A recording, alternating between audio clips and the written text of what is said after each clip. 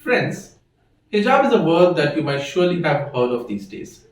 From primetime shows to social media platforms, from magazines to newspapers, the word hijab keeps glaring at us. Some are seen protesting against it, while others are seen protesting in its favor. Hence, it has become very important for us to know what exactly this hijab is and why is it so essential to women. The word hijab refers to a garment which a lady uses to cover herself, especially her head and bosoms. And this is obviously not something which is peculiar to Islam. Women all throughout history, across religions and cultures, have been covering their heads with scarves and dupattas and the pallu of their saris.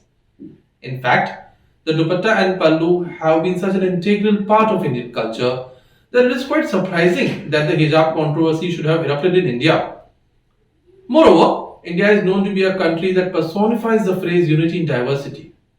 India's idea of secularism, as opposed to the French idea of secularism, is very inclusive. The state is duty bound to treat and respect all religions equally, and our constitution grants every citizen of this country the fundamental right to practice his or her religion. This makes the entire controversy on hijab all the more murky. Nevertheless, like I said, women have been covering their heads all throughout history, irrespective of the religion they follow and the culture they belong to. Even European ladies used to cover themselves completely until a century back. This means that Islam did not introduce the concept of hijab in the 7th century CE, it merely endorsed it by laying down guidelines in the Quran and Hadith.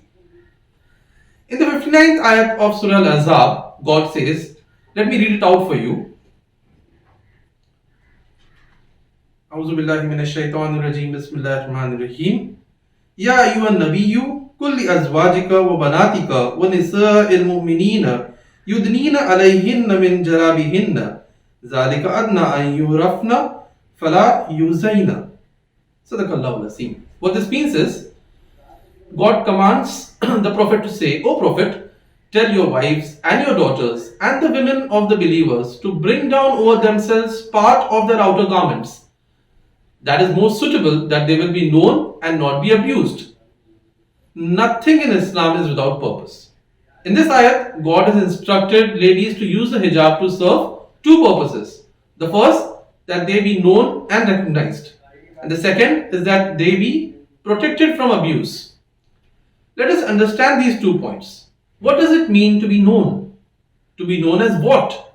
As a respectable lady. As a God-fearing, pious lady who abides by God's commandments. As a lady whose identity is not reduced to her face and figure. In this post-industrial era, where women have been objectified in advertisements and showrooms, the hijab encourages women to define their personalities on the basis of their intellect, skill and behavior rather than their beauty. A hijab-clad woman is assertive. Her personality has many dimensions. She wants society to acknowledge and respect her as a human being instead of being seen as an object of desire in the eyes of lustful men. The second purpose of the hijab is to protect her from abuse. As noted Malayali poetess and author Kamala Das had once said in an interview to the Times of India, and I quote, Parda is a wonderful dress. No man ever makes a pass at a woman in parda. It provides her with a sense of security. Unquote. It becomes clear to onlookers that the hijab-clad lady is not open to their vile advances. It is a sign that those who wish to interact with her need to do so within the parameters of modesty and dignity. Protecting her from the discomfort of lecherous eyes, the hijab fills a woman with self-confidence and courage.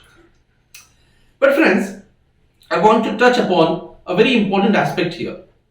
You see, we live in a country where a woman is raped every 16 minutes. And whenever there is a public outrage over a rape incident and religious leaders request ladies to be dressed more modestly, there is a protest from certain quarters insisting that it is the men who should be asked to act modestly, not women. Yes, the Quran does ask men to restrain themselves.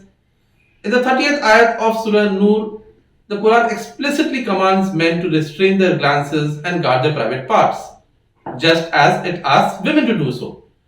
But it should be understood that the men who rape and abuse women are not pious men who would abide by God's commands.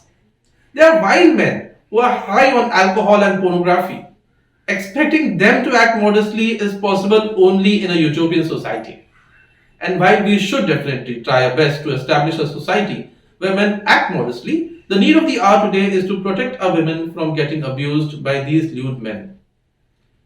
So, this is the entire philosophy behind the hijab, to grant women their stand and status in society and to secure her from any harm. The hijab has never been an obstacle to her education or career. On the contrary, it actually makes it easier for her to venture out in this world and prove herself. Friends, if you have any questions, any query in this regard, please feel free to call us on our toll free number 1800 572 3000. Thank you very much.